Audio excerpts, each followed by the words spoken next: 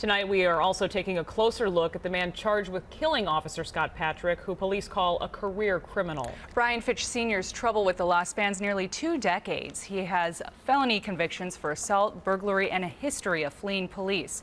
We talked to a defense attorney not connected to the case to see why someone with such a violent history kept getting a second chance. When police arrested Brian Fitch Sr. Wednesday evening, it wasn't his first run-in with the law. Court records show a 17-year history of violence, but no significant prison time. Hindsight is always 20/20. In 1999, a judge convicted Fitch of felony assault, the punishment 3 years behind bars. In 2001, Fitch escapes custody and is sentenced to probation.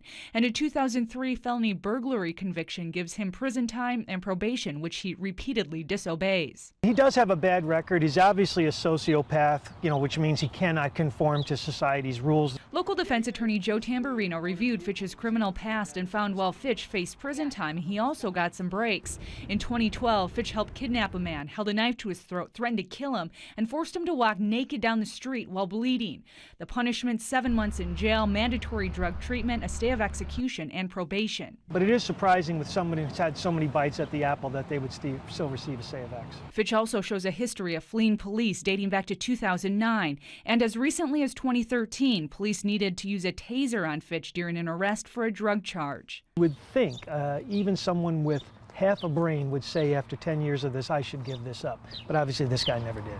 While Fitch is now facing the potential of life in prison, Tamburino believes the breakdown is not necessarily with the legal system, but the community that helps a career criminal survive.